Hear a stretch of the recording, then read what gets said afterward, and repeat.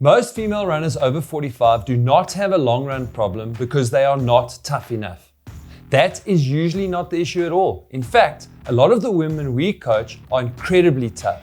They are running around work, family, stress, poor sleep, perimenopause, menopause, strength changes, and everything else in life throws at them. But then the long run arrives and it becomes this weekly battle. The first few kilometers feel fine. Sometimes they feel brilliant. Then halfway through, things start to change. The legs get heavy, the mood drops, the pace slips, the watch becomes irritating. The last few kilometers feel like punishment, and the runner thinks, I'm just not good at long runs. And that is such a common conclusion, but it's often the wrong one. When a long run falls apart, it's not always a fitness problem. It's usually a cost problem. The run is costing more than the body can currently absorb. And for female runners over 45, that matters because the body may be dealing with more than just the run. Sleep might be disrupted. Hormones might be changing. Recovery might be slower. Strength might have dropped. Stress might be higher. And fueling might not be matching the training. So the long run becomes the place where all of that shows up. It's like taking a bag to the airport. The bag looked fine at home, but when you put it on the scale, suddenly it's overweight and you are standing there trying to decide whether you really need 3 pairs of shoes and a full shampoo. That is what happens in the long run. The body starts showing you what you've been carrying all week. So today, we want to talk through the big long run mistakes we see in female runners over 45, but not in a blamey way, because this is not about saying you are doing everything wrong. This is about understanding why the same long run that used to feel manageable can suddenly feel much harder now. And stay with us, because the last mistake is the one that looks like discipline, but it can wreck the entire week. Let's start with the first mistake, Linz, because this is probably the one that causes the most damage before the runner even realizes anything has gone wrong. Starting too fast. And I know that sounds obvious, but it's not obvious when you're actually in the run. You start fresh, you feel good, the legs have finally woken up, the pace feels comfortable. The first 20 to 30 minutes feel almost too easy, so you let that pace creep. Not dramatically, but just a little. And that is the danger. Because nobody starts the long run thinking, today I'm going to ruin this by kilometer 6. It is more subtle than that. You are chatting with a friend, you are enjoying the cool morning. You feel surprisingly good for once. The watch is showing you a pace you like, and you think, this is fine. Exactly. But physiologically, even a slightly faster start can change the cost of the whole run. You use more carbohydrates. You create more muscle damage. Your heart rate may drift sooner. Your form may break down earlier. And because you're over 45, you may not get away with that as easily as you did 10 or 15 years ago. The first part of the long run should feel almost boring. And I know runners hate hearing that, but boring is good early on. Calm breathing, smooth stride, a pace that feels a little slower than your ego would like. That is where endurance is built. So, if someone keeps fading badly in the second half, the first question is not, are you tough enough? The first question is, what did the first half cost you? Yes, because often the long run does not fall apart at the point where it feels bad. It starts falling apart much earlier when it still feels good. And that is the annoying part. The second mistake is one I think runners over 45, especially women who are used to getting things done, fall into all the time. They push through too early. They feel the run starting to get heavier, and instead of adjusting, they dig in. And on the surface, that looks like discipline. But in a long run, pushing through every early warning sign is not always discipline. Sometimes it's just bad pacing wearing a motivational quote. When fatigue starts creeping in, your running economy will worsen. Your coordination can drop. Your form can get less efficient and your heart rate can drift higher. If you respond by pushing harder, you may not solve the problem, you're likely speeding it up. So, what should someone do instead? Because a lot of runners here back off and think that means they are failing the run. I'd rather see a runner manage the long run than constantly wrestle it. That might mean easing the pace slightly when the body starts getting heavy. It It might also mean using planned walk breaks. It might mean running the heels by effort instead of trying to keep that same pace. And I want to be very clear about walk breaks because some runners treat them like a confession. A planned walk break is not a sign that you failed. It's a tool. 30 seconds of walking can bring the heart rate down, allow the legs to reset, improve movement quality, and help you finish stronger. The goal of a long run is not to prove that you never stopped. The goal is to build endurance in a way that your body can actually recover from.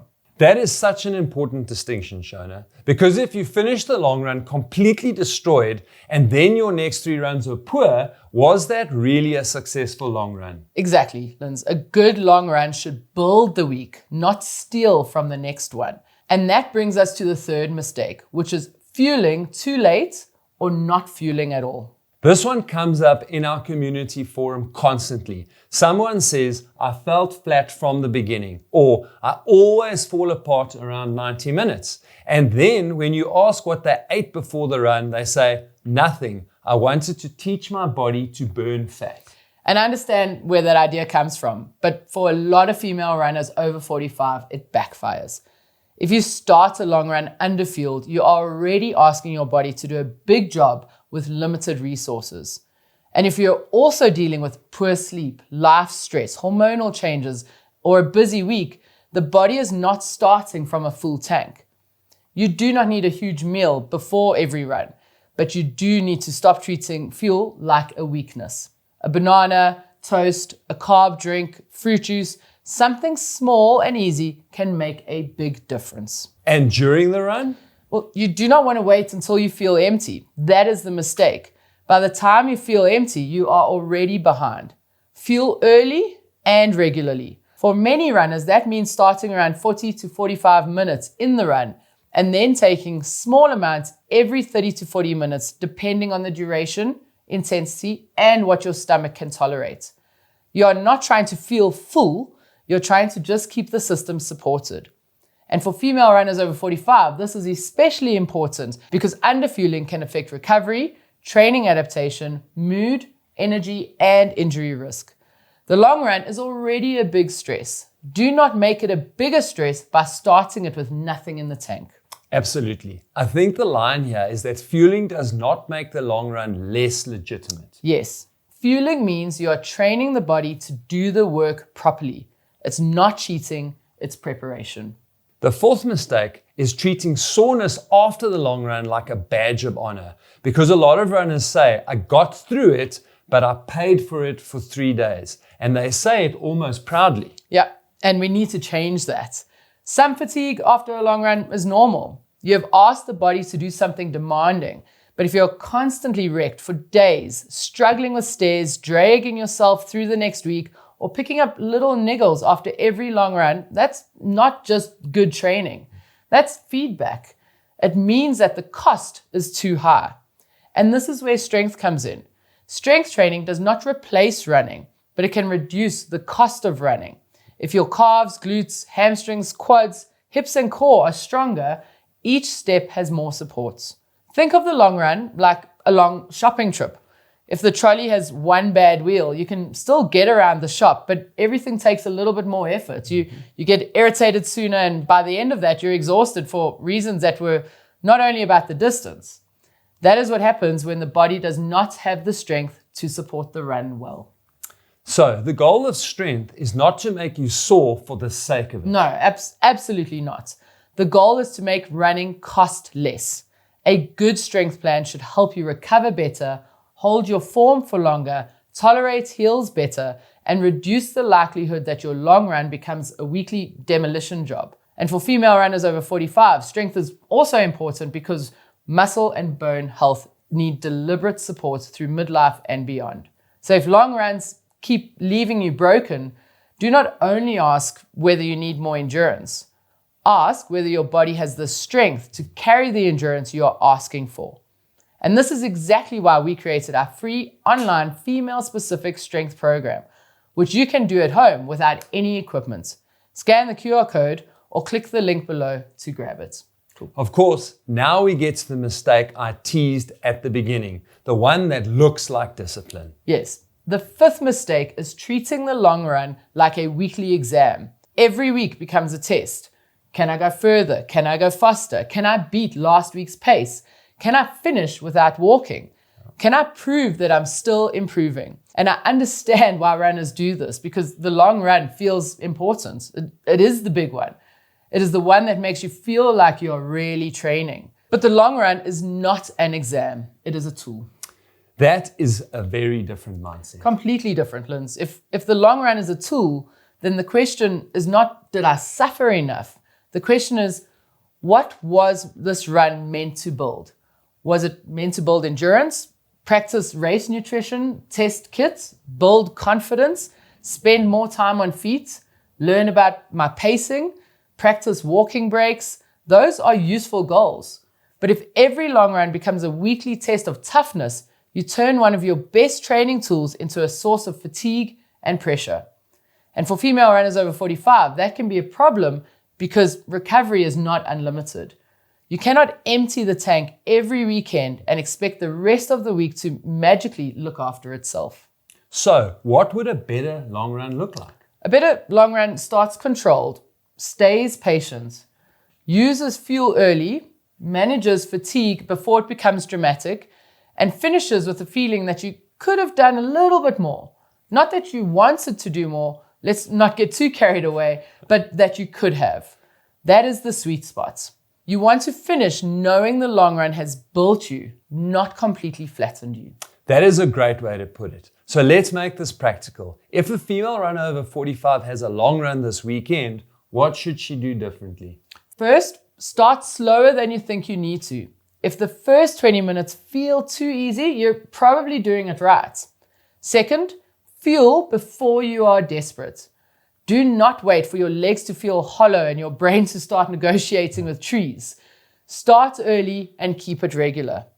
Third, manage effort rather than pace, especially on the hills, in heat, or after a poor night's sleep. Fourth, consider planned walk breaks if your long runs tend to fall apart. Use them as strategy and not a rescue mission. Fifth, look at what happens after the run.